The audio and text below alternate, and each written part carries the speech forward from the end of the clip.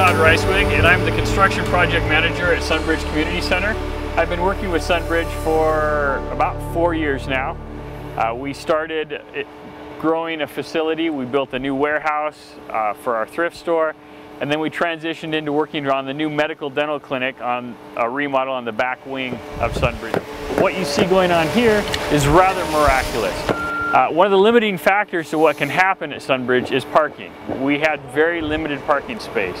The clinic can't be open, that is, when the store is open. So by building additional parking facilities, they're able to be open more hours. The guys you see pouring concrete behind us today are from Rodan & Son of Dixie, Washington. Their boss and his wife thought this was an incredible project, and so they are donating their time. They're pouring the concrete for free, and we're providing the materials. So the SOS Clinic is a non-denominational interfaith group of staff, doctors, nurses, and other staff who come together and operate the SOS Clinic currently 2 days a week for 2 hours a day, and their target patients are those people without insurance. So when you show up to the clinic, they don't ask whether you're an Adventist or a Catholic or anything else. Their qualifying question is, do you have insurance? If you don't have insurance, they're there to help you. You fill out your forms, you wait. They currently see 1,400, 1,500 patients a year. So let's go inside and take a look at the clinic that serves our community. The warehouse and the thrift store are the engine that really fuels SonBridge and keeps the facility open. All of the long-term tenants and the short-term tenants are here rent-free.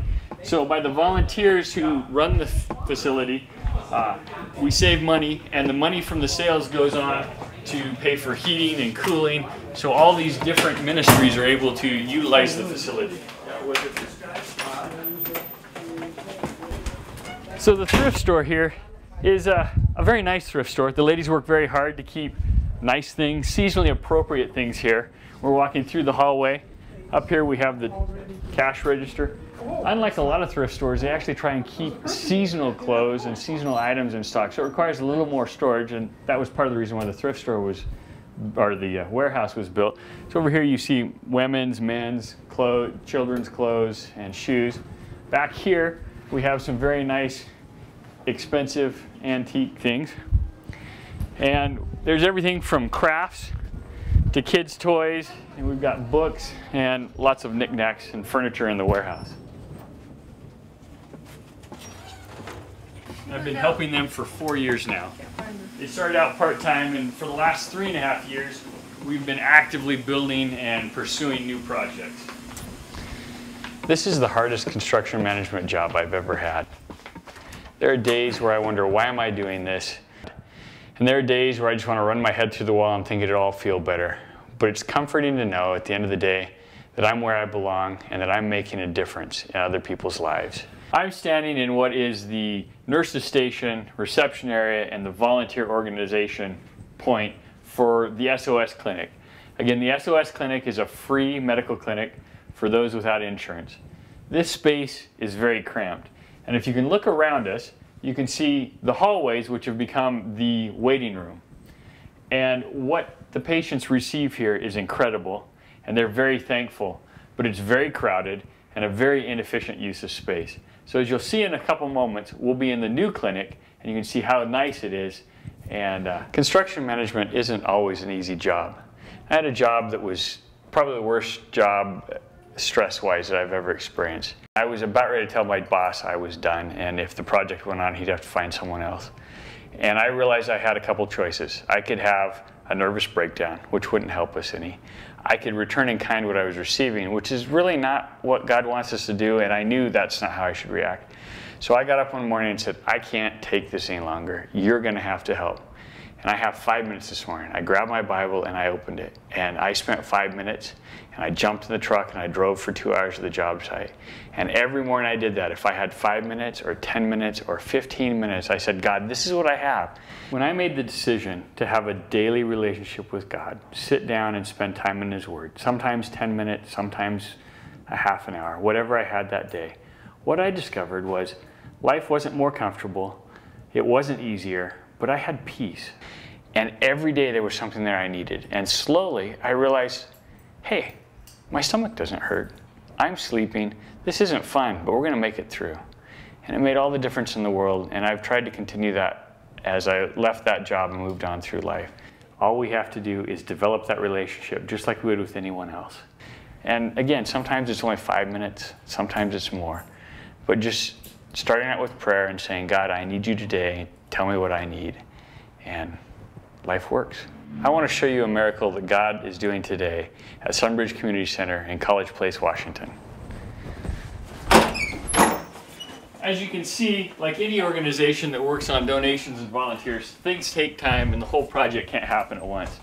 So we're about to walk into the back side of the clinic and we'll walk out to the waiting room and then work back through the clinic.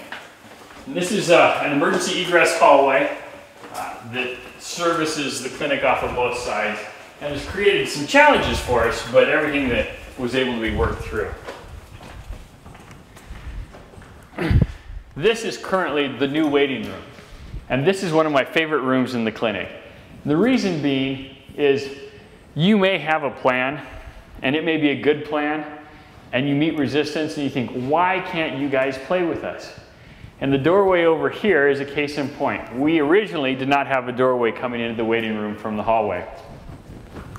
And there were some folks on one of the boards that really felt we needed a patient control door.